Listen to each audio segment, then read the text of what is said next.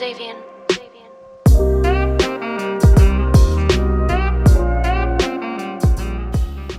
Bueno, brevísima Bueno, reseña biográfica de los invitados. Silvia Itkin, narradora, periodista y editora. Trabajó en medios gráficos y audiovisuales. Estuvo a cargo del departamento editorial de Ediciones B dentro de Penguin. Publicó libros por encargo y también comparte autoría del libro Estamos en el aire, una historia de la televisión argentina. En 2018 publicó el libro de cuentos Nunca terminamos de conocernos. Actualmente es directora editorial de Oblosca, coordina talleres de escritura de autoficción, ficción y no ficción y hace clínicas de obra y es de la familia, por supuesto, de la Fundación La Balandra, desde ya. Gabriel Bellomo, escritor, colaborador del suplemento de cultura de Perfil, se desempeñó como jefe de redacción y colaborador de la revista literaria Los Inútiles de Siempre, colabora con la publicación bilingüe Viceversa Magazine de Minnesota. En 2008 y 2015, el Fondo Nacional de las Artes le otorgó la Beca Nacional de Creación Literaria. Es autor de los libros de relatos Historias con nombre propio, Olvidar a Marina, Marea Negra, Formas Transitorias y El silencio de las abejas, y de las novelas El ilusionista, El informe de Egan, El médano, Mapas y Cita en Rabat. Que decíamos hoy, cómo afrontar el desafío de la página en blanco. Esto es un dilema que cada persona en algún momento que decidió ponerse a escribir, que se largó a la aventura de poner en palabras en un texto lo que quería, lo que había soñado, lo que quería contar, se topó con como decían algunos, este terreno fangoso e incierto que es una hoja en blanco, ¿no? Y les doy ahora sí formalmente la bienvenida y les pregunto cuáles fueron sus experiencias personales, si han tenido, si han sufrido de este síndrome de la página en blanco o es parte del mito que muchas veces se construye en torno a el oficio de escribir. ¿Cómo estás, Silvia? Hola, hola Gastón, hola Gabriel, Hola Silvia, hola ¿cómo estás? a ¿Cómo todos estás? y a todas que están allí en una página enorme, algunas caras que conozco. Mm. Bueno, yo te diré que vengo medio a arruinar la fiesta porque no sé bien qué es la página en blanco, no sé, cuando vos decís la experiencia, te referías a la experiencia. Si yo tengo periodos en que no escribo y tengo periodos en que escribo a diario. Periodos en que no escribo. Entiendo que estoy en otro camino vinculado a la escritura, quizá son periodos en que esté muy abocada a la escritura de otros, acompañando otros proyectos o trabajando en talleres con mucha gente, pero también estoy pensando, o estoy leyendo, o estoy muy absorbida por algún autor o por alguna autora o por una relectura determinada. Entonces, me parece que de una manera u otra yo estoy siempre conectada con la escritura, que es una cosa que está, además por cuestiones profesionales desde hace muchos años, presente en lo cotidiano en mi vida. O en conversaciones informales, telefónicas, o chateos, o intercambio de fragmentos de entrevistas que leo con amigos y amigas que son escritores. Entonces, yo no tengo la experiencia de la página en blanco porque además no sé muy bien cómo definir qué es la página en blanco, ¿no? Si yo pienso en términos gráficos, creo que ahí hay algo donde mirar qué vínculo tenemos con el deseo de escribir. Yo no sé si escribir es una vocación, creo que es un deseo eh, irrefrenable, por otro lado, eh, que tiene después como distintas vertientes y muchas de ellas ya no pertenecen al orden de lo personal, digamos. Nosotros escribimos, Mauricio Cartún tiene una frase muy hermosa que yo repito hasta el cansancio porque creo que es un buen vector, digamos, para pensar la relación que uno tiene con la escritura, que es el trabajo del escritor es escribir, los resultados son de otro orden. Entonces, entiendo que la página en blanco está, es una pregunta sobre el vínculo que tenemos con el deseo de escribir. También pienso en la página en blanco como una interrogación, es decir, bueno, ¿qué querés de la página? O sea, ¿qué es una página en blanco? Un cuento perfecto, es algo impoluto. Si no querés manchones, no querés prueba y error, no querés barro, no querés incertidumbre, ¿qué es la página en blanco? El desafío creo que es permanecer en el deseo de la escritura, por afuera del mundo editorial, de la industria, de las posibilidades, de los premios, del show off, de las redes. Es decir, permanecer en algo que te da placer, que necesitas hacer y que está ineludiblemente relacionado con tu vida, de la manera que sea, ¿no? Yo pasé por el periodismo, fui editora, escribo, acompaño proyectos, es decir, me doy cuenta que toda mi vida ha sido andar por el mismo barrio y en ese sentido yo no tengo páginas en blanco, ¿no? Porque me parece que de una manera u otra yo tengo un nexo, tengo un vínculo y en cada cosa que hago vinculada a la escritura, sean textos propios o textos de otras personas, yo todo el tiempo estoy pensando en términos de escritura, en términos de recursos, de posibilidades, en cómo lo hace quien escribe. Yo sé, y esto me lo dijo una asistente al taller de los jueves de la Balandra, una asistente que no voy a decir quién es, pero que está acá. Me dijo, Mm. bueno, tenés que aceptar que hay gente que la pasa mal y gente le digo, bueno, entonces si hay dos bandos, si hay gente que la pasa mal y hay gente que la pasa bien, debo decirte que yo pertenezco al bando de que lo paso bien cuando escribo y cuando no escribo también, porque, digamos, me parece que es algo que no se va a ir de mi vida. Por eso digo, la pregunta de la página en blanco es para mí una pregunta sobre tu vínculo, sobre lo vincular que tenés vos con el deseo de escribir, ¿no? Y además creo que también esa página en blanco, como si fueran esas luces que aparecieron en el momento de la virtualidad pandémica, vieron que aparecieron unas luces que te ponías para hacer, encontrarte con los otros, como si tuvieras que tener una iluminación Sí, especial, acorde, sí, especial. acorde, profesional. Me parece que la página en blanco es justamente, es algo que nos ilumina, ¿no? Que vos decís, bueno, y qué hay del otro lado en esa iluminación? ¿Qué es la página en blanco? ¿Es lo que yo creo que van a pensar de lo que escribo? ¿Es la mirada de los otros? ¿Me devuelve las expectativas? ¿No? Las expectativas, digo, grandes, chicas, medianas, quiero ganar premios, quiero publicar, quiero que me llame una editorial grande, quiero tener un agente. Digo, ¿qué hay del otro lado de la página en blanco? A mí me parece que también hay algo, una expectativa acerca de lo que se espera de mí como escritora. No Mm. sé, o sea, eso entra en el terreno de las fantasías y por supuesto está construido en la subjetividad de cada quien, pero digo, creo que es una exigencia antes de sentarte y probar, antes de escribir. Bueno, calentar los dedos. Porque también digo, ¿por qué hay una página en blanco? ¿Cuál es el problema? ¿No sabes qué o no sabes cómo? Porque si no, digamos, es decir, bueno, pero ¿yo qué hago? ¿Con qué trabajo? ¿Con mi capital simbólico? ¿Con el deseo que me insuflan permanentemente los grandes escritores y escritoras que admiro, que todo el tiempo me están ahí como asusando, pinchando? Decir, pero mira qué lindo este texto, ¿no? Hace cosa de 10 días terminé de leer una novela que me compré en la Feria Grande de María Martocha, que es una escritora cordobesa que a mí me encanta, eh, y tiene una novela que se llama La mujer sin razón. Si mal no recuerdo, la publicó Viterbo, Mm. Beatriz Viterbo, si mal no Beatriz recuerdo. Viterbo, Una sí. novela bellísima, ¿no? Y además cerré la novela, y le toqué las páginas y dije, ay, ¿cómo me hubiera gustado escribir esto? ¿Cómo me hubiera gustado escribir esto así? ¿Cómo me hubiera gustado escribir la vida de alguien contada de ese modo? Pensé un poco en El mar que nos trajo de Griselda Gambaro, aunque las cosas son muy distintas.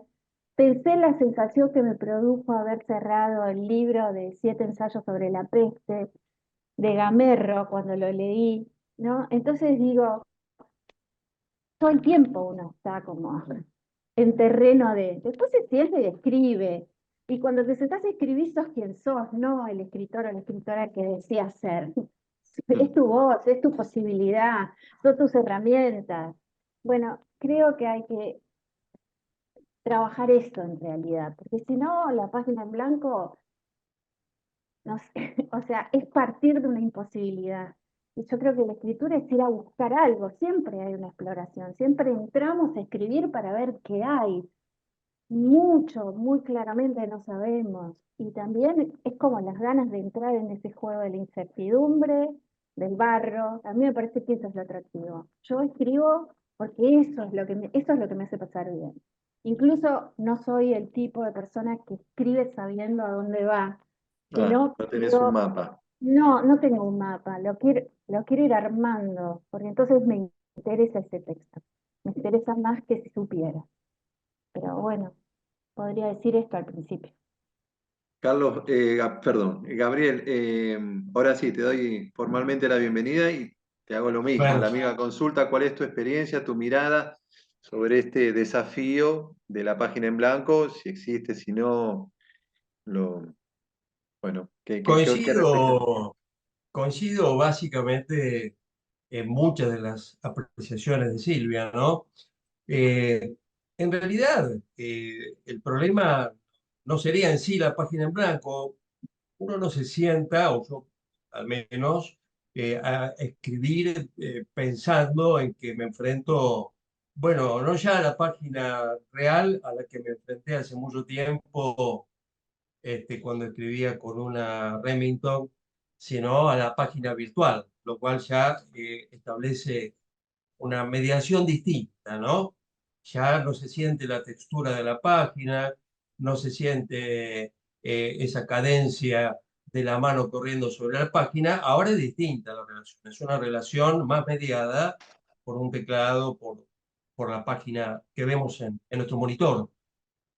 De todas maneras, la problemática no sería qué sentimos frente a la página en blanco. El tema es que nunca llegamos, creo, no se llega, o al menos yo, hablo en primera persona, no llego a la página en blanco sin nada en la cabeza. Algo tengo que decir, algo tengo que escribir, algo he pensado, algo me ha movido a sentarme a anotar una palabra, una frase, lanzarme con un primer párrafo, con una primera idea.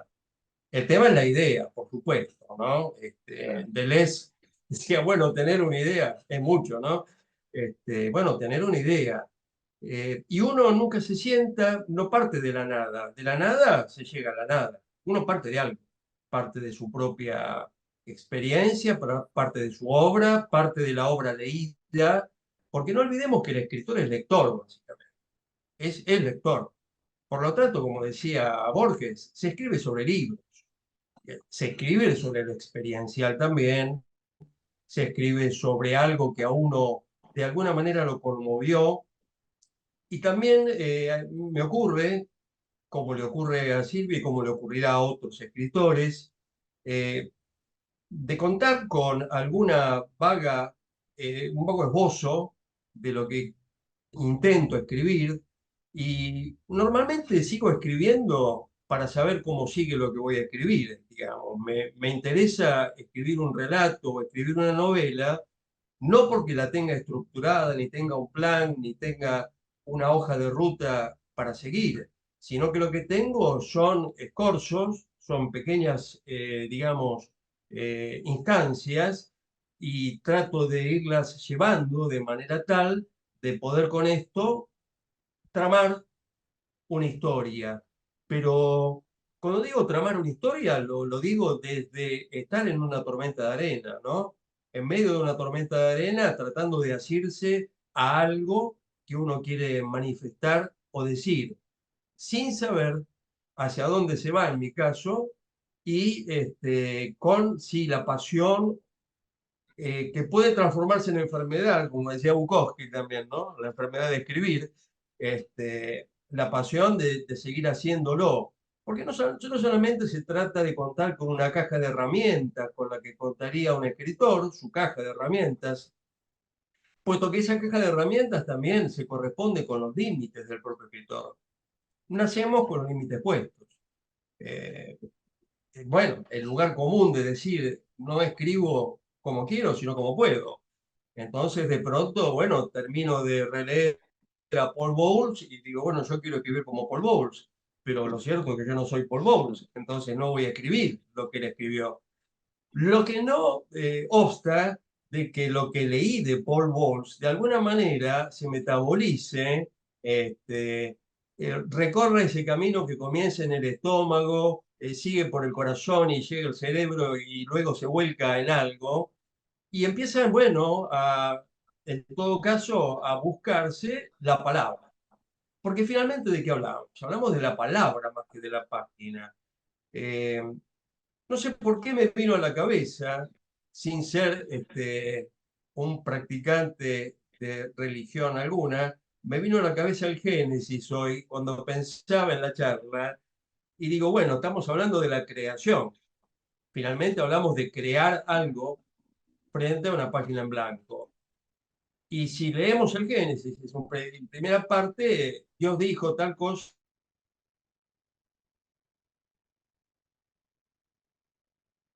y tal cosa apareció, estuvo y existió el mundo, las sombras, las aguas y todo aquello que cita la Biblia en el Génesis. Y entonces el problema es la palabra que es nuestra herramienta, que puede llegar a ser nuestra salvación, por decirlo en algún sentido, y también nuestra condena. El tema es que cuando Por ahí, escribimos, sí, por ahí esa palabra o ese acto de creación en el Génesis, en la hoja en blanco, también reformulo la pregunta, ¿no? A partir de lo que están comentando. Quizás opera, porque la palabra, hay una carga de ese primer párrafo, de esa primera frase, que se habla mucho, ¿no? El primer párrafo en un texto, cómo condiciona la lectura. Hay una carga enorme, hay un peso en ese primer párrafo y pienso en ese bloqueo que a lo mejor opera en algunos que escriben, de no encontrar esa palabra que abra el surco, que abra el camino creador, ¿no? De que esa frase que abre el relato, que empieza a contar la historia. Por ahí también opera esta especie de bloqueo o de parálisis que nosotros hoy llamamos hoja en blanco, ¿no? es posible que sea así, tal cual lo estás mencionando.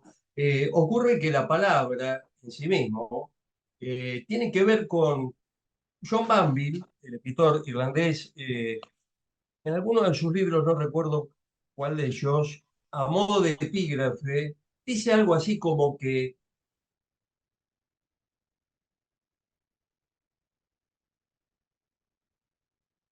escribimos la palabra amor no porque sean verdades, sino porque son los límites de nuestro conocimiento. Quiere decir que entonces la palabra es nuestra posibilidad y nuestra limitación. Y ocurre también que en esas primeras líneas que uno piensa que tienen que ser definitivas o definitorias, como para que uno mismo, como primer lector de lo que está escribiendo, cobre entusiasmo para seguir escribiendo, sino el lector al que estaría destinado ese lector abstracto, al que estaría destinado la obra, también sienta lo mismo, es muy probable que esa palabra no sea la primera palabra que apareció en la hoja. Y es muy probable que ese relato, Entrecorta, me parece, Gabriel, ¿no? o quizá novela, o escribió 10 páginas y en realidad el comienzo no estaba en la primera página, estaba en otro lugar.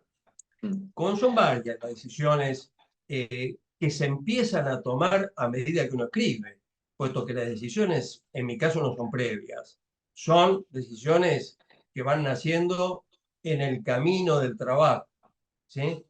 Y esto a mí me implica, eh, primero, tratar de no limitarme con esa especie de enceguecimiento que me produciría el hecho de sentarme frente al ordenador y, bueno, encontrar esa frase inicial que, que sea de alguna manera estremecedora o lapidaria o que tenga este, o terrorífica y que de alguna manera empuje toda la narración, porque por otra parte, No olvidemos que debemos contar con una inspiración inicial, con una idea inicial, con una imagen, con una línea de diálogo, con una visión, pero luego debemos sostenerla. Entonces, eso que llamamos tensión narrativa, que tiene que ver con el trabajo, con las formas, con la prosa, bueno, con aquello que imaginamos como personajes, que no son ni más ni menos que creación gratuita y absolutamente caprichosa del autor, tienen que sostener muchas veces durante muchas páginas la atención del propio escritor y la atención de quien lea eventualmente ese texto. Insisto con el tema de que cuando se cuenta con la caja de herramientas se tiene una solución y se tiene un problema.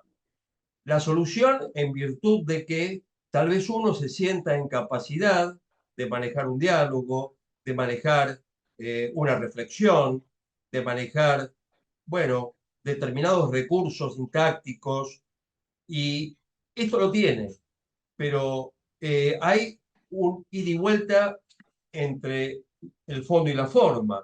Viejo tema, está más o menos dirimido y a veces de pronto no lo está. Creo que se alimentan entre sí.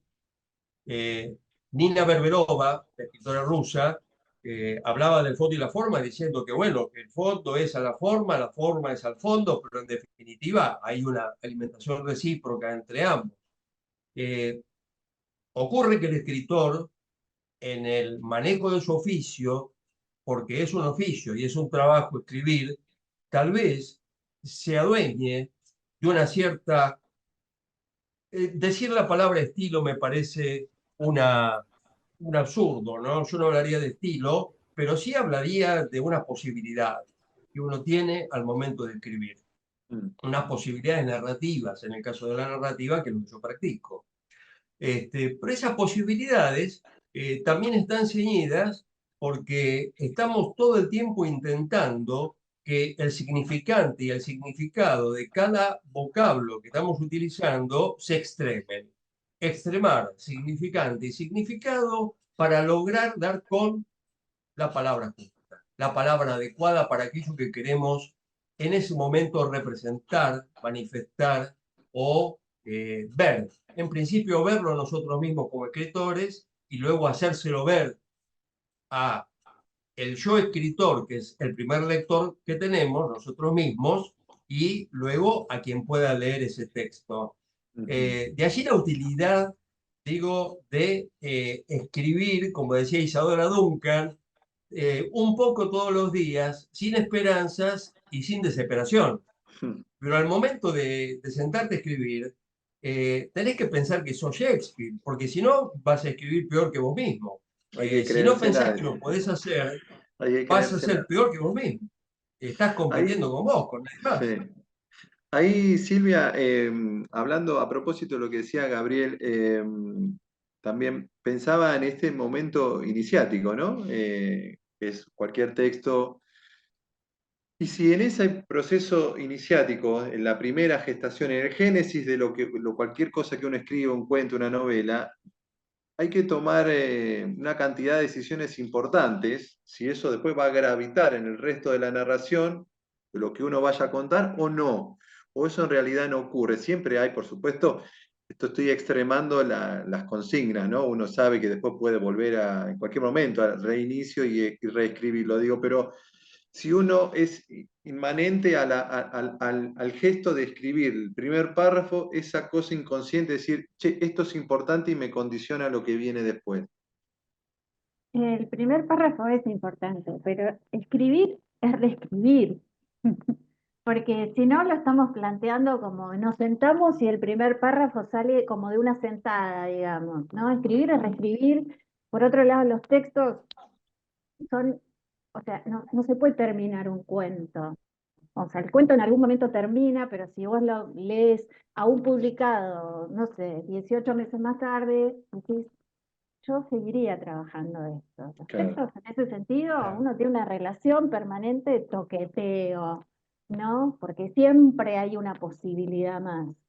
En realidad, en algún momento, con suerte, un editor te pone un límite y entregas un libro. Y Sí, ya está, no puedo seguir dando vueltas alrededor de esto. Pero esto que vos planteas, a mí lo escucho como un planteo un poco definitivo, es decir, tengo que saber cómo voy a empezar este cuento, esta novela, este ensayo. En realidad lo que vamos es, ¿no? Tirando, amasando algo, ¿no? Y el mismo texto se va empujando a sí mismo hasta que va armando algo, ¿no? En ese, digo, contar para, sí, en contar para, creo, no, es escuchar para contar de Úrsula K. Le Guin, que son una serie de ensayos espectaculares de distintos momentos que ella en eh, escritura creativa en la Universidad de Estados Unidos los iba diciendo. eh, Ella dice, bueno, lo primero es como, ¿no? Algo que uno se siente y fluye. Lo racional, el pensar, el trabajar ciertas cosas es la reescritura. Para mí no existe escribir sin reescribir, porque yo creo que ahí aparece el mito de la página en blanco. Ah, me tengo que sentar y tengo que acertar con la primera frase. Todos sabemos desde las normativas y de los cantidad de decálogos de escritores y escritoras que circulan y siguen circulando, es importante el comienzo de un texto, es muy importante. Tampoco se juega la vida de nadie, ¿no? No, en el mundo editorial solíamos decir a propósito de ciertos libros, que chicos, tranquilos, no transportamos órganos. O sea, quiero decir, lo que quiero decir es que decir, vos te pones a trabajar. A veces un texto empieza con algo que te parece que es muy pregnante. Quizás sea la voz de un personaje, eh, una imagen a veces es muy determinante y te abre la puerta para ir a jugar. mm, Ahora, como bien dijo Gabriel, esto al final de todo, ¿será el principio o resulta que acá tengo el mejor momento para ir cerrando? Porque después estos elementos se mueven, empiezan a mostrarnos que tiene un movimiento, ¿no? Dentro del texto. Y creo que es ahí donde uno empieza a trabajar en la reescritura, una suerte de escucha de lo que fue escribiendo, que lo tiene que escuchar porque, coincido con Gabriel, uno no se sienta sabiéndolo todo, ni mucho menos, ni siquiera cuando el cuento está terminado, la novela está terminada, lo sabes. Es decir, tu posibilidad se jugó ahí, en esos límites, en ese contexto. Pues tendrá otras, pero las tuyas se jugaron ahí. Entonces creo que la idea de pensar que va a surgir algo que te va a encaminar un texto desde una primera palabra, desde un primer párrafo, es empezar a trabajar en una situación muy contra las cuerdas de tu propio mm. trabajo, de la exploración de tu escritura y de las posibilidades del conflicto que quieras narrar, las posibilidades de tus personajes, en fin, del tipo de literatura, cosas que te interese escribir a vos, de tu universo. Me parece que ahí lo estás poniendo como una cincha y acortando mucho las posibilidades de tu universo narrativo. Hay Me gustó mucho. Sí, Gabriel. Sí, sí, adelante. No, no, discúlpame, me gustó mucho lo que dijo Silvia porque lo comparto plenamente, ¿no? Junto con el mito por llamarlo de alguna manera, de la página en blanco, del escritor que está incapacitado para seguir escribiendo y esto es una tortura y demás. En realidad, escribir es un acto bastante antihumano, por decirlo de alguna manera. Este, es una pasión que un poco inconfesable, porque en realidad escribir escribimos todos. No todos somos escultores, pintores, directores de teatro o tocamos el violín. Sin embargo, todos desde que vamos al colegio y somos escolarizados y bueno, somos alfabetizados, escribimos. No hay nada más, no hay arte más barato que la literatura, porque requiere de muy poco. Ahora, junto con esta fantasía de qué ocurre, la inspiración y bueno, a ver, yo, la verdad, concibo el acto de escritura así como algo volitivo, primero porque sos un apasionado lector, en mi caso. ¿no? Sos un apasionado lector o lo fuiste siempre, y en algún momento descubriste que querías o podías o intentabas, y en ese querer, en ese intentar, tal vez aparece, eh, bueno, unos trabajos que en algún momento, con el tiempo, puedan ir formando lo que llamamos un tono, una voz, una forma de narrar. Pero esto va en paralelo con la fantasía de la gente que no escribe. La gente que no escribe piensa, como bien dijo Silvia, que uno se sienta y pone Crimen y Castigo, capítulo primero, y capítulo segundo, capítulo Sí. tercero, y así hasta el final. Bueno, en realidad hay que desbaratar esa fantasía que ha generado un aura respecto de los escritores, de personas elegidas, semidioses, que han logrado sentarse junto a las musas todo el tiempo. Y como diría Serrat, bueno, te visitan de tanto en tanto, ¿no? Y te visitan si estás trabajando, si estás escribiendo, porque si no, no te visitan nunca. Hay que confiar en la tarea, hay que confiar en la tarea. La tarea es sentarse a escribir un poco, todos los días un poco. Defender, como decía Salinger, ese santuario, por decirlo de alguna forma, ¿no? El santuario de la escritura es el lugar donde vos te sentás para, yo diría, sin pretensión alguna, buscar algo de vos que te resulte interesante, con la esperanza de que si es interesante para vos, tal vez llegue a ser interesante para alguien más. Mm. Y así se complete, de alguna forma, esta conjunción escritura-lectura. Y ineludible, por otra parte, porque lo primero que hace uno cuando deja de, o que hago yo, cuando dejo de escribir para descansar y no tengo otra tarea que me esté llamando, el trabajo o una tarea doméstica, es bajar un libro de la biblioteca y sentarme a leer o ponerme a escribir con las restricciones de una colaboración para algún diario que me suele ocurrir y son 3.000 caracteres con espacios o sin espacios. Y esas restricciones son también muy favorables para el acto, si ustedes lo admiten así, como creativo, ¿no? Rostropovich, el músico, decía que las restricciones eran el origen de sus composiciones. No tener restricciones es enfrentarse a la libertad absoluta, pero ninguno que yo conozca goza de esta situación de libertad absoluta. Primero tenés el límite de tus posibilidades y de tu capacidad.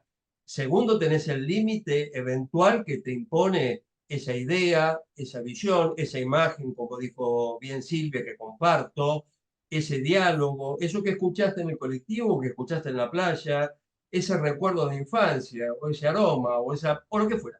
Lo que fuera que te disparó, o una película que acabas de ver y que de pronto te quedaste con una frase y decís que buena esa frase, voy a ver cómo plagio esto, porque por otra parte, como el plagio es obligatorio para un escritor, Obligatorio. evidentemente lo que hacemos es ponerle una voz propia a algo ya manifestado de otra manera, ¿no? Ujú. No es más que eso, ¿no? Vos sabés que preparando un poco el material para la charla de hoy, encontré un artículo que escribió Gustavo Nielsen para la revista La Balandra, ¿no? La fundación es consecuencia de la revista. Un artículo que se llama La fiesta del lenguaje, donde Nielsen reflexiona sobre lo inspiradoras que resultan las frases que uno escucha en la calle o en el transporte público. Digo, para también como herramienta, porque a lo mejor uno puede arrancar un texto o evitar los bloqueos de una manera casi lateral, escribiendo una cita, una referencia. Y él decía en ese artículo, ¿no? Decía, creo que descubrí por qué los escritores de ficción no manejamos autos. Nadie puede tener miedo a la hoja en blanco si tiene un grabador en la ciudad o una libretita en la mano para anotar la fiesta del lenguaje y la antena encendida. Esto es un poco, bueno, Está buenísimo lo que dice Gustavo. Yo te diría también que todo el tiempo estamos escuchando todo y recibimos más información de la que quisiéramos y la que podamos absorber. Pero de esa escucha hay algo que encaja, que resuena con tu universo, con lo que uno como escritor o escritora o alguien que está inserto en un proceso creativo, supongo que en otras disciplinas también sucede, hay algo de eso que da vueltas permanentemente, de nuestro ruido ambiente, que encaja con algo, que quizás se viene trabajando hace mucho tiempo de una manera no del todo consciente o no del todo. Digo, yo he resuelto algunas situaciones de algunos textos, no solo leyendo a otros autores, sino en una conversación que no tenía nada que ver. Y dije, ah, pero si acá hay una conexión. Entonces, por eso te digo, ¿qué página en blanco? Si de alguna manera uno siente que cuando estás metido, que hay un texto tuyo que está en situación de trabajo y te convoca, todavía te sigue interesando, uno vive en par, uno le presta parte de su tiempo y de su vida y de su día a ese mundo. Entonces, me parece que en ese sentido, en esta situación de trabajo, que a mí me resulta muy placentera, porque además te alivia mucho el impacto de la realidad, De la diaria, sí, por supuesto. obvio, ¿no? Esto es como tu momento, Es tu una linda refugio, tu válvula de momento, escape, sí. obvio, es tu fuga, es el gran momento de fuga. Digo, ahí empieza, ¿no? Yo estaba leyendo un libro muy, ya de hace años, lo compré usado, además hace poco, está hecho percha, de Luis Guzmán, que es un autor que yo adoro, en Días de Junio. Es un libro muy difícil, un libro sobre sus lecturas, un libro que nace de sus lecturas de Joyce, de Lamborghini, de Grombovic. Bueno, es un libro que nace de ahí, hay un narrador que hay que seguirlo con mucha dificultad. Bueno, y de pronto se pone a hablar de un puente que baja y sube, ¿no? En Avellaneda, en la Avellaneda profunda, que además es su territorio, es su universo. Y yo me acordé hace 7 años en un taller de dramaturgia con Ariel Barchilón, algo inacabado para mí, una pequeña obra de teatro que nunca fue tal ni va a ser, pero seguramente puede ser un texto narrativo, donde hay un tipo que restaura imágenes religiosas en una capillita y una modista muy fina, estamos hablando de un Buenos Aires de hace muchos años, probablemente del peronismo, digamos, de los 40 y pico, que se convocan porque justamente ella va a vestir a la Virgen y él está terminando de tallar otras imágenes. Y yo pensé, uy, este puente me podría resolver algo que en aquel momento, te estoy hablando fácil, hace 6 o 7 años, no pude resolver. Entonces digo, yo no sé si voy a retomar ese texto y tratar de convertirlo en un cuento, no lo sé. Pero lo que sí sé es que ahí había, en mi lectura de Guzmán, en ese libro recuperado de la obra de Guzmán que yo no tenía, algo que me llevaba a un universo que en algún momento yo quise poner en práctica y de hecho lo trabajé mucho, digamos, y no siento que esto no haya salido. Digo, porque me parece que también la aparición de este momento, de mi momento con ese texto de Guzmán, me dio la pauta de que había algo vivo todavía de aquel texto hacia donde yo en algún momento podía, si quiero, volver, ¿no? Entonces, esto es lo que a mí me da la sensación de que estamos de alguna manera, cuando nos agregamos a escribir, que entremos como en una trama, ¿no? De sucesos, de circunstancias, de condiciones, de posibilidades, donde siempre estamos en una situación de trabajo que no se define por página en blanco o por página llena, ¿no? Sino por un mundo que de alguna manera o de otra estamos habitando. Eh, bueno, eso.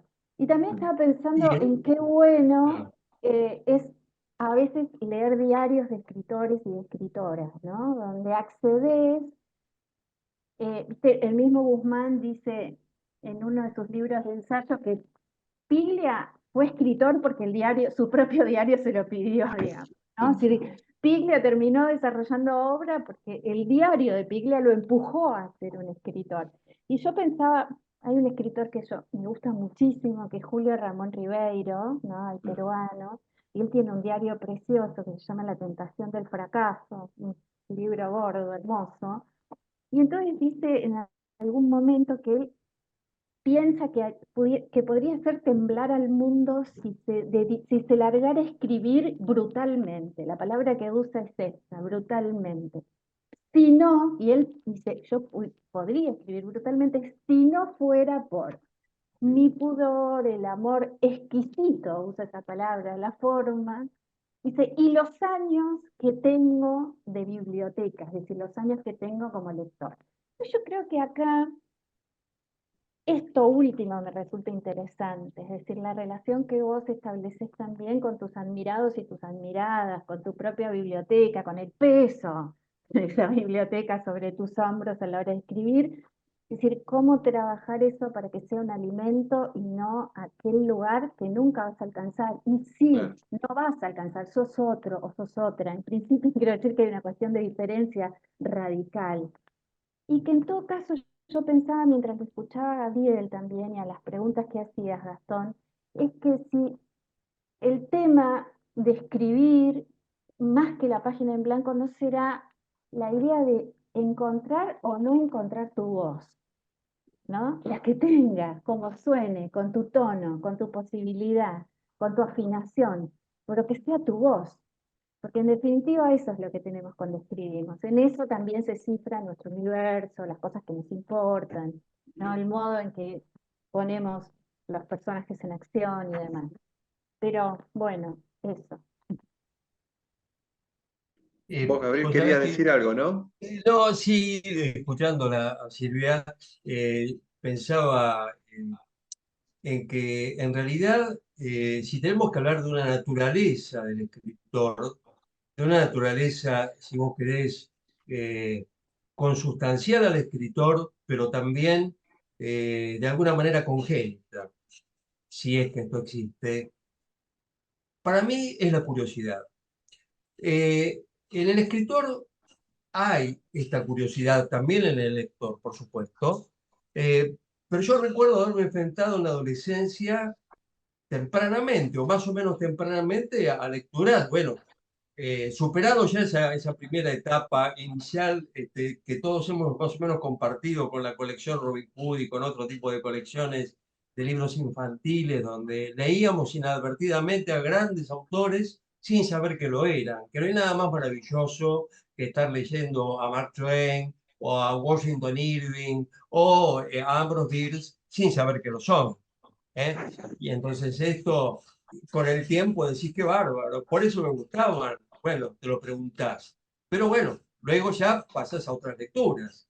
Y en la adolescencia, bueno, me apareció, eh, yo no recuerdo si eran las obras completas de Borges, pero bueno, eh, veo un título y decía Clown, Ugbar, Orbiter. Mm. Frente a eso, tenés dos posibilidades. O salís huyendo, cerrás eso y decís, esto es terrible, por No es favor, ¿qué para. significa? Y conozco personas que saldrían huyendo, y en cambio a mí me produjo una curiosidad enorme primero, por intentar entender qué significaba ese título y luego ver qué contenía. A partir de eso, y de ese acto, si vos querés, de expedición en ese mundo borgiano, bueno, leía todo Borges y después me di cuenta con el tiempo y cuando empecé a escribir, que no empecé a escribir muy temprano, sino que empecé a escribir más bien bordeando la treintena, y hace bastante, me di cuenta que es aconsejable leer a Borges y olvidarse de Borges también, ¿no? Eh, por lo menos en lo que a mí respecta, salvo la poesía. Pero olvidarse de Borges en el sentido de que vos enfrentás escritores que clausuran toda posibilidad en uno mismo y tenés escritores de una generosidad enorme que de alguna manera te persuaden, sin buscarlo y sin quererlo, de que vos sos capaz de escribir. Y otros escritores que por su estilo, por su estética, por su temática, etcétera, te persuaden de todo lo contrario. Eh, a partir de allí, y insisto con el tema de la curiosidad, ser una persona curiosa implica que estés permanentemente en escucha, permanentemente visualizando, apuntando la cámara a determinadas circunstancias, Para alguien, una mujer sola sentada en un bar llorando es una mujer sentada en un bar llorando. Para alguien que escribe es algo distinto, naturalmente distinto, pero no porque sea un iluminado, sino porque sus características y su naturaleza llevan a esa persona, a esa mujer, a ese hombre, quien fuere, a ver en esa escena una infinidad de posibilidades. Y en esa infinidad de posibilidades, tal vez vos estés como proyectando el cuento que jamás escribirás. Sin embargo, esa escena es una escena posible, es una escena interesante. En realidad, la vida es extraordinaria, ¿no? Y es esplendorosa. Si hay un milagro en la vida, sin dudas. Para entender esto, es mucho más sencillo entenderlo leyendo ensayo o leyendo filosofía que leyendo ficción, por supuesto. Pero si, por ejemplo, uno leyera a Siri Usbert, Vivir, Amar, Pensar, o cualquier otro libro de ensayos, se daría cuenta de qué manera en la palabra, en el lenguaje, en la instrumentalidad de las emociones que es la escritura, uno encuentra un cierto sosiego, que es ponerle un cauce a la incertidumbre de estar vivos. No solamente se trata de la famosa frase de Nietzsche, bueno, tenemos el arte para que la realidad no nos mate. Bueno, sí, para que la realidad no nos mate necesitamos más cosas que el arte, necesitamos plata, necesitamos que cambie el gobierno, no sé, bueno, necesitamos muchas cosas. Pero digo, básicamente lo que necesitamos para que la realidad no nos mate, bueno, en principio es amor, solidaridad y un montón de otras cuestiones, y algunas de ellas pasadas de moda incluso. Este, pero el hecho de escribir es ingresar en un mundo propio, en un mundo intransferible, en un mundo innegociable. A mí siempre me impactó mucho que hace muy poco, mis hijos están en la 40, son chicos, la mayor tiene 40 años, y me decía, recuerdo que yo me despertaba todas las mañanas escuchando el sonido de la máquina de escribir, de tu máquina de escribir. Y cuando me lo dijo, me sentí bien, porque ella sintió que yo estaba trabajando. Y a mí me gusta pensar en la literatura como un trabajo, en el hecho de escribir como un trabajo y en el hecho de leer también como un trabajo. Eh, Placentero, gozoso, ¿no? Epifánico en algún sentido. Experiencia que puede repetirse en el acto de escritura, porque está la página en blanco y está el bloqueo, pero también hay momentos que yo me atrevo a llamar epifánicos, donde parece que fluye la historia, fluye las palabras, fluye lo que querés narrar o lo que suponés que querés narrar, y es de una gran alegría, ¿no? Es de una gran alegría ese momento. Así pueden transcurrir los escritos, pueden transcurrir más o menos trabajosamente. Y en todo caso, no sé, me viene a la mente una charla que tuve con Eve Ward, a la que me unían muchas cuestiones en común. Por empezar, la admiración que yo sentí siempre por ella como escritora, el hecho de que los dos vivimos en Moreno, que es donde yo vivo actualmente, si bien estoy mucho tiempo en Capital, también vivo en Moreno. Y Eve Ward me decía, bueno, dice, los personajes habría que construirlos a partir de una persona ordinaria haciendo algo extraordinario o una persona extraordinaria haciendo algo ordinario. Le digo, ¿y cómo es eso? Y me dice, por ejemplo, un mendigo bajo de un puente leyendo las palabras y las cosas de Foucault. No sé. Ah, Bueno, está bien. Era un chiste de Eve Ward, ¿no? No hay fórmulas, puesto que si uno supiera ah, se entrecortó de nuevo. cómo escribir, dejaría. Ya lo hago porque no sé cómo se hace. No sé cómo se hace. Me siento y a veces logro algo que se acerca como un borrador que parecería que está más o menos terminado, pero no es más que un borrador, una posible versión Sí, nunca se llega a la versión final. No sé si la gente quiere abrir el micrófono, General participar. que escribía el Gran Gatsby para contestarle al Ulises de Joyce. Digamos, bueno, nunca me ha pasado. Aparte, no hay nada peor que los escritores hablando de lo que hacen, ¿no? Porque solemos a veces confundirnos a nosotros mismos, porque también nos preguntamos qué hacemos, qué hacemos cuando hacemos lo que hacemos, ¿no?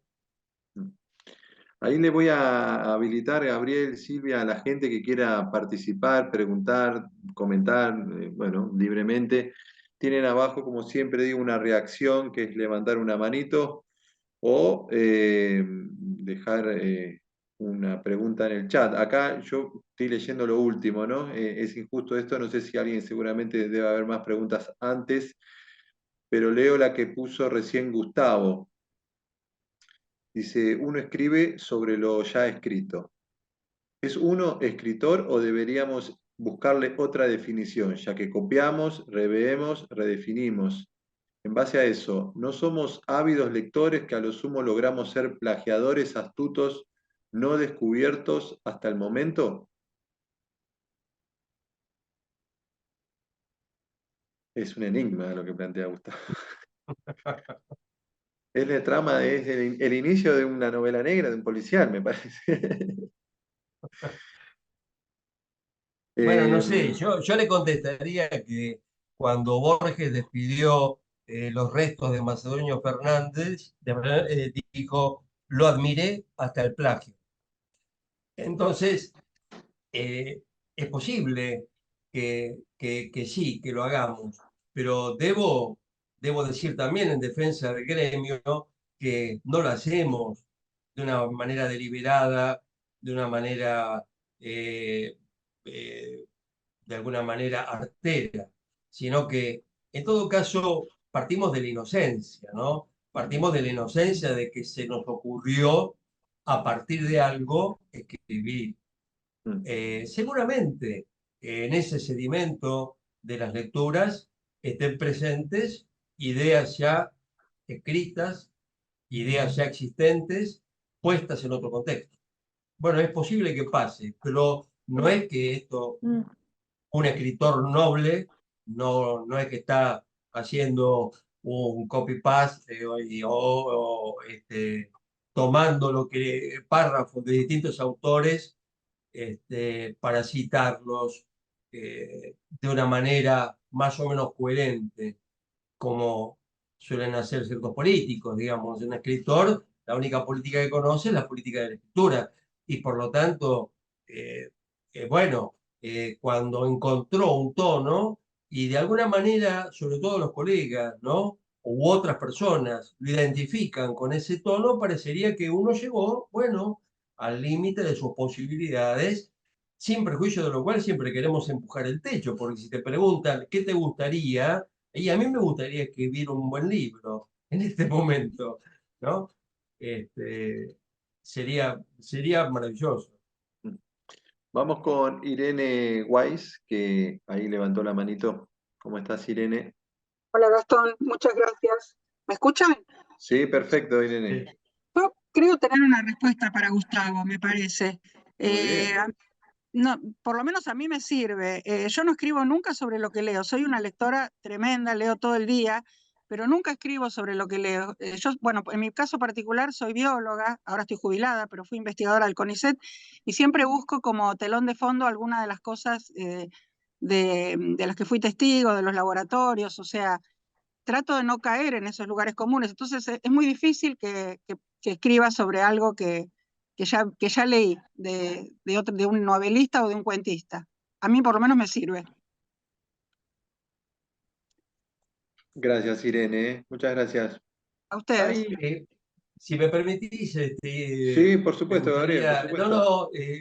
ante el comentario de Irene, tal vez no me expresé correctamente porque no me refería exactamente a escribir sobre lo que uno leyó, sino escribir algo que ya ha sido escrito, que es distinto, que ya alguien ha escrito de otra manera. Digamos, no estaríamos haciendo un cover de un texto que acabamos de leer, no estaríamos haciendo en forma consciente, tomando parte de un texto o un texto completo para hacer una reversión de ese texto, sino que es muy difícil tener la conciencia de la originalidad y peor es tener la pretensión de la originalidad, ¿no? Parecería que nadie que escriba, el hombre venía caminando por la vereda, llovía, entró en la habitación, colgó el impermeable, se sentó y luego miró hacia la ventana. Tal vez nadie quiera escribir eso porque piensa que no es genial, pero puede ser genial lo que siga, ¿no? Yo me refería más que nada al hecho de que las lecturas que tienen que preceder a la escritura, que tienen que acompañar al acto de escritura y que van a estar más allá de la escritura, porque si eventualmente yo no pudiera escribir, sería muy feliz leyendo, y si ya no puedo escribir, leería, digo, van formando esa especie de capa sedimentaria geológica en la cual uno escarba, pero no para encontrar textualmente quién lo escribió y cómo, sino para ver qué impresión o qué opinión o qué despierta en uno eso que leyó. Me parece, digamos, sería como comparar El extranjero de Camus y ver en qué otros libros aparece en la primera página una madre muerta. Bueno, entonces sí, diríamos, han plagiado todos al extranjero de Camus donde puso murió mamá. Bueno, pero yo he leído infinidad de libros donde aparece una madre muerta en la primera página. Y no estoy hablando de plagio, sino que estoy hablando de recursos narrativos disparados por una lengua riquísima y que el tema no es solamente qué pasa en las primeras dos líneas, dos palabras o dos párrafos o dos páginas. El tema es cómo sostener durante 200 páginas una tensión narrativa que amerite la lectura, ¿no? Me parece. No desatiendo lo que vos acabás de manifestar y me parece, Irene, me parece fantástico, ¿no? Me referí al plagio en ese sentido, en la imposibilidad de sentirse honestamente original. Pregunta Sí, Enrique. Sí, espera, ¿puedo agregar algo a sí, lo por que supuesto, por escuché con supuesto. mucha atención a Gabriel y leo medio de coté los comentarios?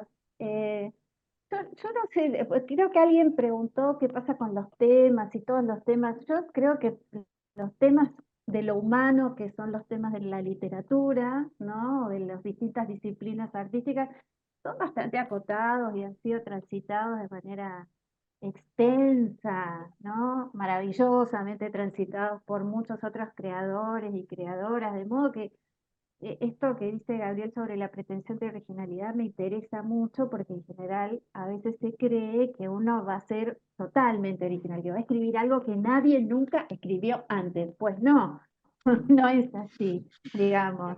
Los temas son muy acotados, es la muerte de la madre en la primera página del extranjero y la muerte de la madre y del padre y las pérdidas y los amores desencontrados y la miseria y el dolor y la guerra y seguimos enumerando y en algún momento vamos a terminar de enumerar porque más o menos vamos a recorrer caminos similares. A mí me gusta pensar mucho en universos porque creo que en el universo que vos estás buscando en tu escritura sí puede aparecer algo de lo personal. Y cuando digo personal no estoy hablando de relatos de narrativas íntimas o relatos de vida, ya saben que yo me doy ese taller en la balandra, digo, lo personal quiere decir con una voz, es decir, es una mirada lo que uno aporta. Entonces tu universo tiene que ver con esa mirada, el modo en que vos haces las relaciones internas de tu texto, llevas las tensiones, hasta qué punto, los personajes que construís, que van a llevar esa voz, esa mirada.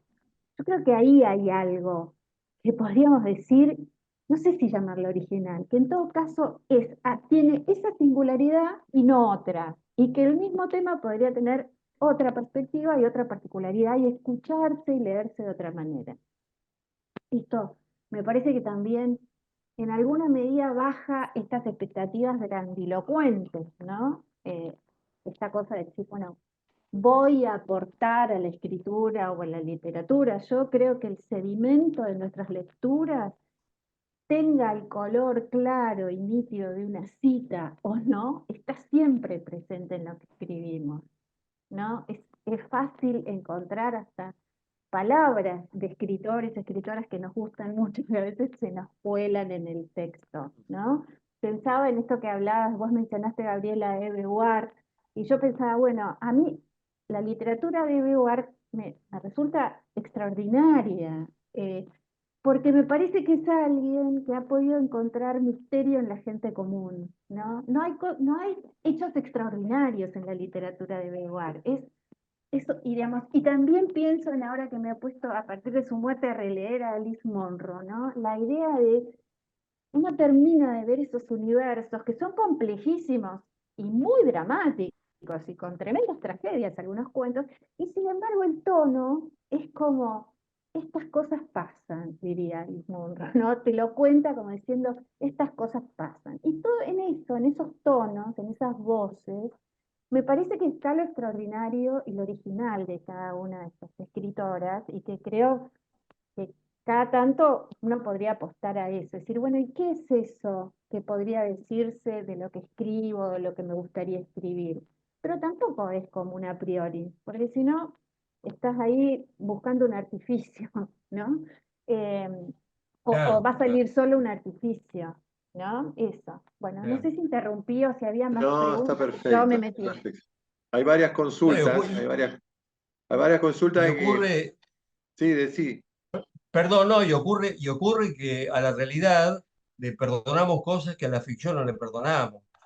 En la realidad puede morir toda una familia en un accidente de automóvil, pero esto, puesto en la ficción, puede ser un desastre realmente, ¿no? Un desastre narrativo y seguramente puede ser calificado como un golpe bajo y un golpe de efecto. Entonces, la narrativa o la ficción lo que toma de la realidad es todo.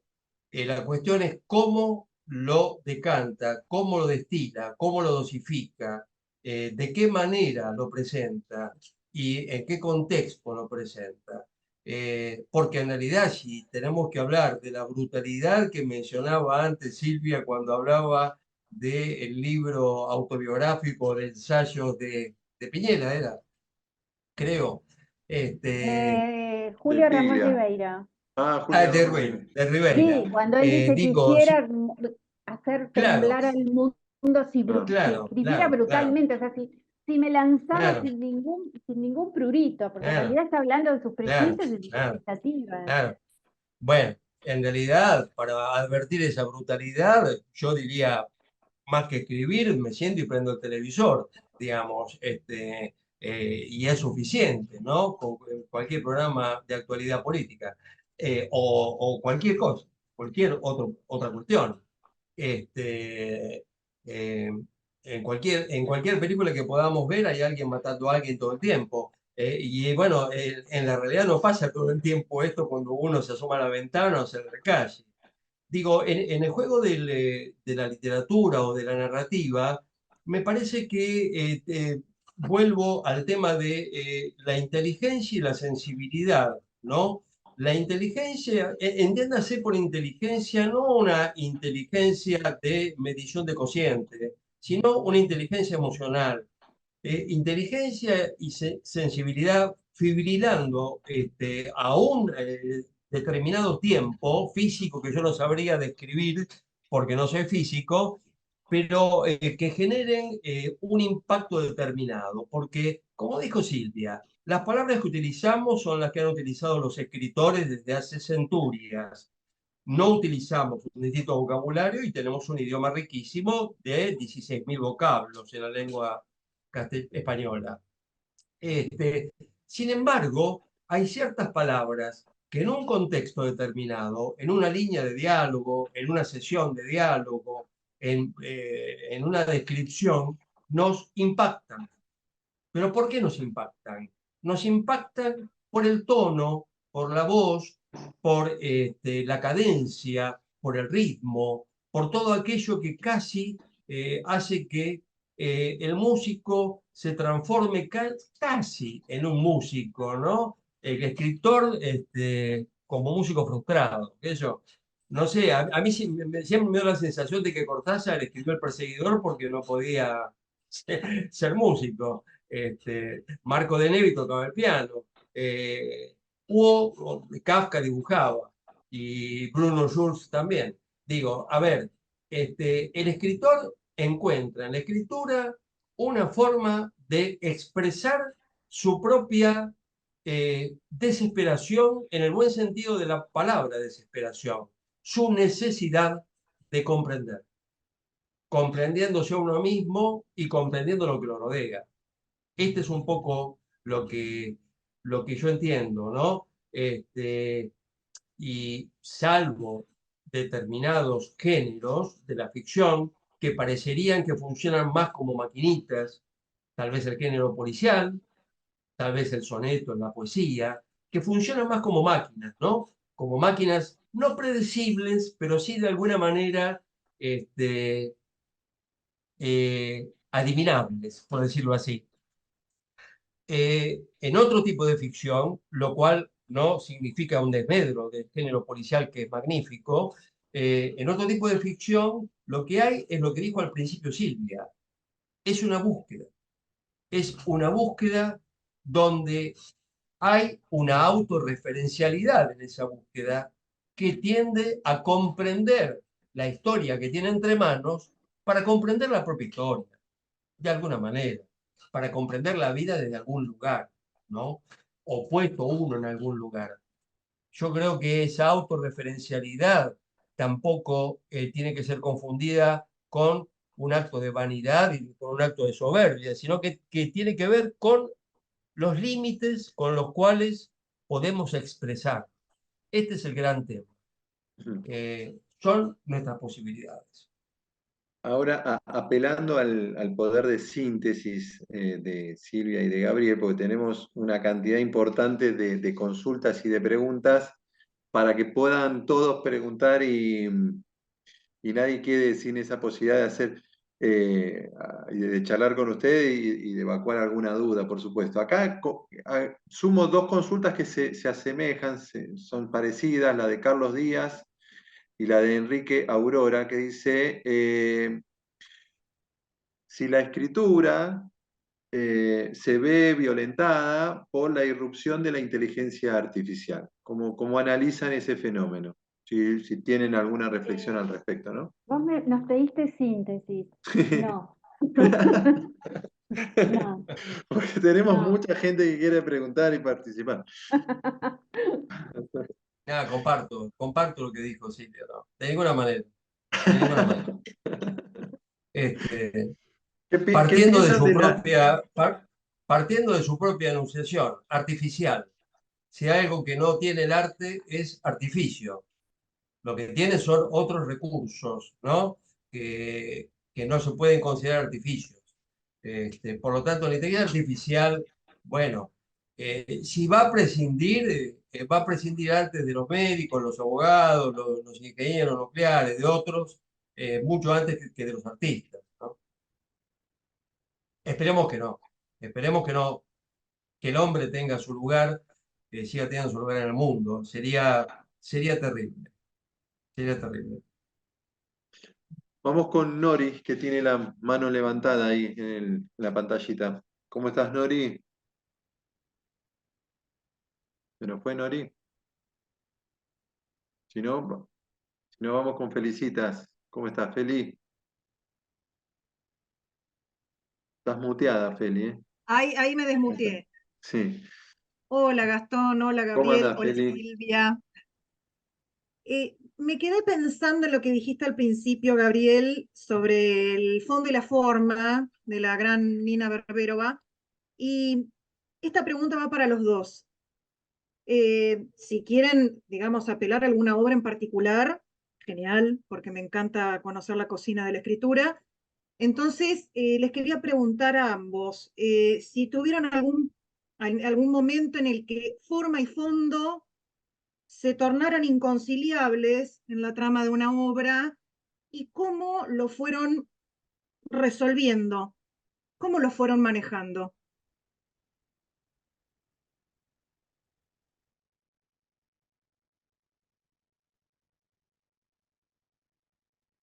Te También doy la te, palabra, Silvia. sí, seré brevísima. Eh, a mí, en general, yo sigo los textos donde estos problemas no aparecen, porque me parece que ahí ya cuento con un pequeño estado de gracia que quiero aprovechar. Estoy muy trabada desde hace bastante tiempo con algo que quiero escribir sobre mi infancia y la relación nula que tuve con la religión, que está cargada de fantasías y cosas muy afantasmadas. eh, y con mucha imaginación, y sin embargo no, hay algo que me parece que todavía tengo el tema y todavía no apareció otra cosa. Entonces es ahí donde digo, no, no tengo un problema de página en blanco, tengo un problema de una voz que todavía no me suena. Hay algo que yo quisiera escribir sobre eso, pero capaz que es un deseo que va por afuera de la escritura, porque si estuviera más encarnado en la escritura, capaz que esa voz surgiría. Entonces,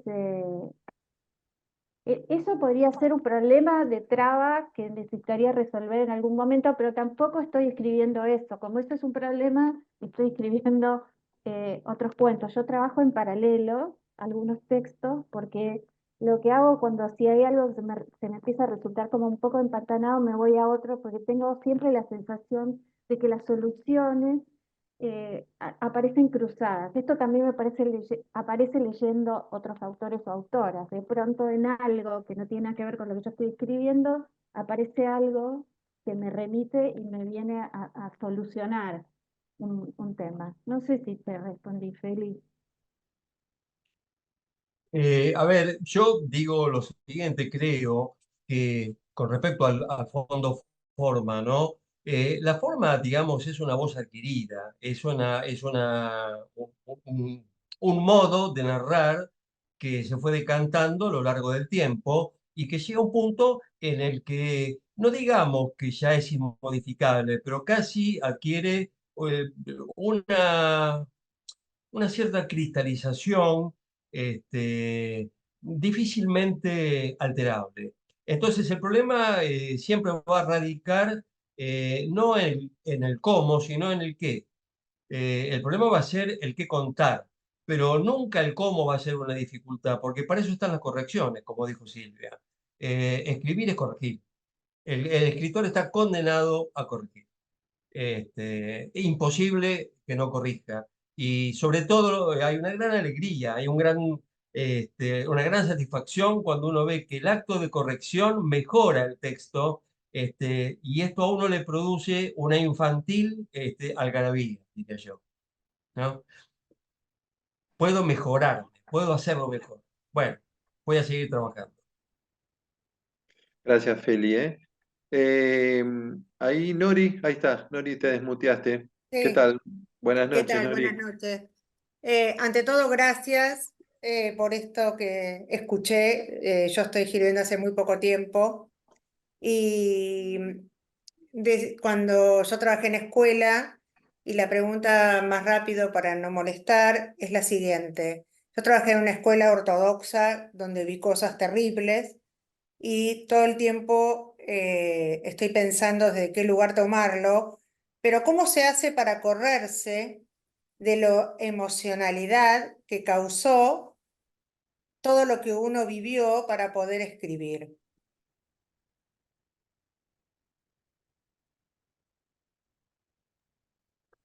No sé Si si. me permite, Silvia, yo te doy eh, mi primera, digamos, impulsiva opinión al respecto.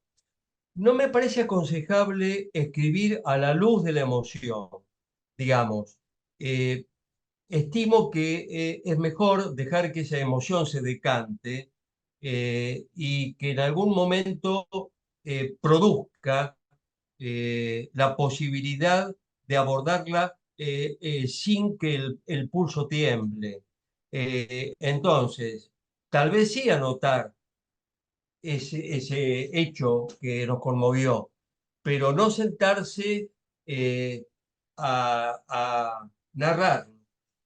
puesto que no se puede llorar y escribir al mismo tiempo, en un sentido, ¿no? No se puede sentir y escribir al mismo tiempo. Se puede sentir, luego con el tiempo escribir, y al volver, y al escribir volver de alguna manera a evocar aquel sentimiento que provocó esta escritura, ¿no?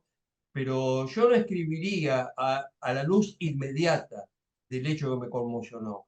Pero bueno, no lo sé, tampoco lo sé, no estoy seguro de no estoy seguro de nada.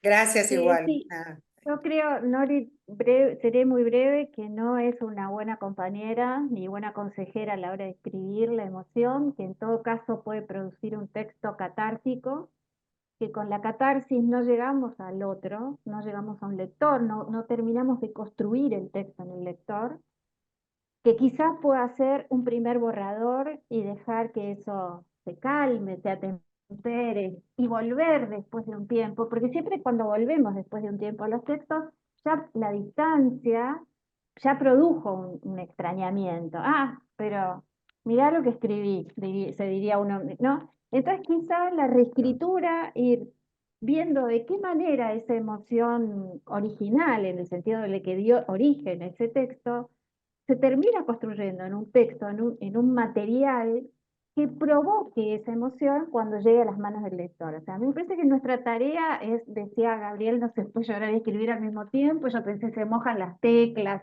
se empasta la tinta, el papel, es cierto, son dos, no se puede.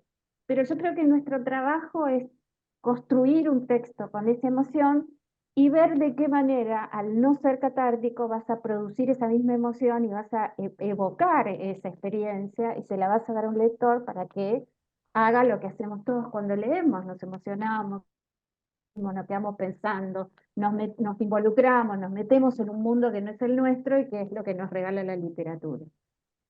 Muchas gracias. Gracias, Nori, gracias. Vamos con Gustavo ahora. Sí, ¿me escuchan? Sí, perfecto, Gustavo.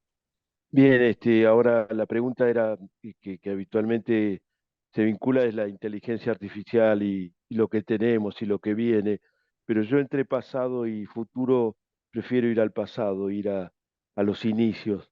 Quiero vincularme con esa gente que empezó más que con los que vienen. Entonces les pregunto, si tuvieran que hacerlo en forma narrativa y breve, ¿qué dirían de esto del que escribe en papel y virome y mayoritariamente lo hace desde ahí? Unas breves renglones sobre eso.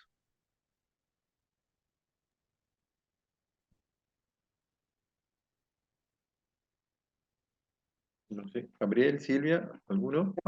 Me parece perfecto. Creo que Martín Coan escribe primero manuscrito, luego lo pasa a máquina. Creo que lo mismo hacía Paul Auster en algún momento, porque necesitaban de alguna manera esta cuestión táctil de sentir cómo la pluma, el lápiz, lo estilográfico, lo que fuera, corría sobre la hoja y era la manera de poder conectar lo que pensaban con lo que estaban redactando, ¿no? Entonces, me parece maravilloso, como también me parece interesante lo que dijo García Márquez en algún momento. ¿Cuántos más libros y cuántos mejores libros hubiera escrito si hubiera contado desde el principio con una computadora? Entonces, no creo que al efecto sea un manuscrito en un papel con una virome o el teclado de la computadora o de la notebook lo que marque la diferencia. En definitiva, tiene que ver con un tempo interior que requiere determinado instrumento, ¿no? Yo, por ejemplo, necesito escribir y imprimir y luego corregir. Y para corregir me alejo de la computadora, me cebo unos mates y corrijo con virome o con lápiz, porque no puedo sostener una lectura en pantalla durante muchas pantallas. Entonces, la tarea de corrección me gusta hacerla manuscrita. Y bueno, es como esos tópicos propios de cualquiera que se pone a construir, a ejercer un oficio, a crear. Va buscando los modos de su comodidad, de su posibilidad. Bueno, Muchas gracias, gracias. Gustavo. Gracias a vos, Muchas Gustavo. gracias. Me hacen sentir más liviano, gracias. Vamos con Elena Traboschi. ¿Cómo estás, Elena? Buenas noches. Bien, gracias. Esto se refiere a algo que dijo antes Gabriel y que ahora, de otra manera, también acaba de decir. Antes, Gabriel, hablaste de lo que importa no es el cómo, sino el qué. Y ahora acabas de decir que uno tiene que ver con lo que uno está cómodo. Me parece que los dos están relacionados en el sentido de que el qué y la propia comodidad, por así decirlo, es lo que uno siente que a lo mejor va con el mercado, pero no se aplica a los movimientos vanguardistas. El vanguardismo primero piensa en el cómo. Surrealismo o Minujín es algo que está bien, qué es el cómo, qué es el qué, el huevo y es algo que quieren decir, pero que están totalmente involucrados en cómo voy a hacer esto y muy conscientes de que va a ir, de que va a ser una afronta al mercado, a lo que normalmente se consume, y no es cómodo. Entonces, a lo mejor son dos miradas distintas. A mí me confunde mucho la idea de vanguardia, porque entiendo que no por lo que acabas de mencionar vos, sino porque entiendo que parecería que las vanguardias vienen a abolir algo. Y en realidad la vanguardia no es nada más que el mainstream, es algo que hoy está pasando o lo que puede pasar. A ver, es como si yo dijera, bueno, ¿qué pasa hoy con el periodismo, con el periodismo de opinión, sobre todo, donde vemos que se practica mucho más la literatura que hace 40 años, y hay un periodismo donde hay un cuidado con el uso de la palabra que hace que muchos escritores sean periodistas o viceversa, ¿no? Y el tema de la vanguardia es que la vanguardia en realidad es una autoproclamación que tiene que ver con ciertas capillas literarias o con ciertos intereses que no son a veces tanto promovidos por los escritores, sino que son promovidos por las editoriales. Y no confío en que esto tenga ningún tipo de efecto respecto de la obra de arte. Todo aquello que está bien escrito, y por esto seguimos leyendo el Quijote y seguimos leyendo textos de 300 o 400 años y con mucho placer, ¿no? No me parece que sea un efecto de desmedro, sino de sumatoria permanente. Todo va agregándole a esta especie de muralla china de libros, le va agregando eslabones y uno se va quedando con lo que de alguna manera se siente identificado. Entonces, si me preguntaras a mí qué es la vanguardia de la literatura en la Argentina hoy, yo no te sabría decir. Te puedo hablar en todo caso de que hay escritores jóvenes y otros como yo que no somos tan jóvenes, o más bien no lo somos. Pero se puede leer lo que escribe cualquier escritor de 75 u 80 años con toda tranquilidad, sin que esto genere ningún tipo de molestia. A ver, en algún momento se supera el verso rimado y se lo reemplaza por el verso libre. Bueno, hay poetas actuales, gente joven que está volviendo a la rima, y no porque sean vanguardistas, sino porque están explorando en nuevas formas de la poética y en distintos abordajes de la poética. Entonces, como todo lo que se escribe, y sobre todo en narrativa, ¿no? Y sobre todo la novela, como dijo Humberto Eco, es una máquina de producir interpretaciones. Hablar de vanguardias o retaguardias o lo que fuere, o del pasado o del presente, me parece que en un sentido pierde virtualidad. Por supuesto, eh, eh, podemos a cierta edad sentirnos más cómodos hablando de un teléfono negro con un auricular que de un celular. Pero esto es una cuestión que tiene que ver con que nadie supera su época. Entonces, bueno, pero tampoco podemos obviar que tenemos que escribir con claridad.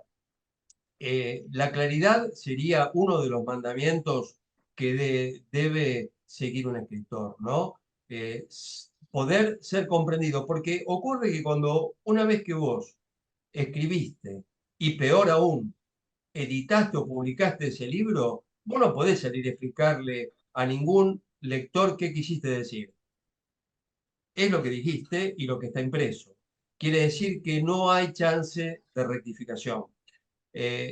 Como no hay chance de rectificación, esto para el arte hace que hoy escuchemos con todo placer, tocado por Yo-Yo Ma, y no nos parezca una música pretérita ni superada.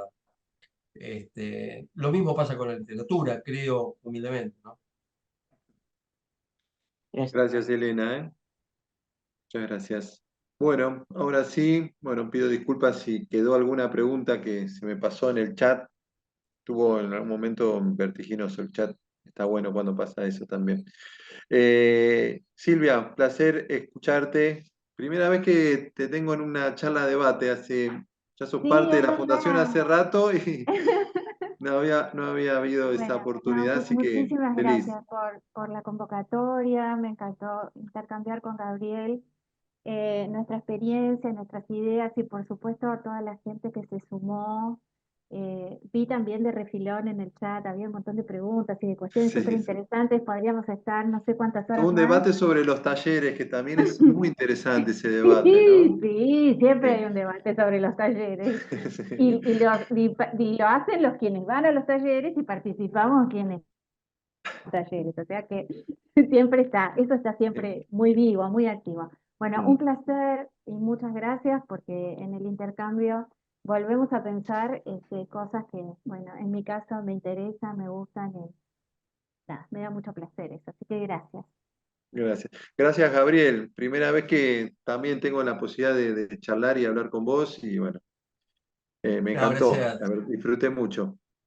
Yo también disfruté mucho de conocer a Silvia, de conocerte a vos, Gastón, de escuchar a todos los que han participado, de poder arrimar, pero poder haber respondido a algunas de las cuestiones planteadas. Y bueno, siempre uno queda con la sensación de que, como dijo Silvia, pasaría horas y horas charlando sobre algo que lo apasiona. Así que el agradecido soy yo. Gracias nuevamente también para todas y todos que se participaron, se anotaron y bueno, tomaron este tiempito para compartir con nosotros este viernes a la noche. Así que agradecerles, buen fin de semana y hasta el próximo encuentro que tenga la Fundación La Balanza. Chau, chau.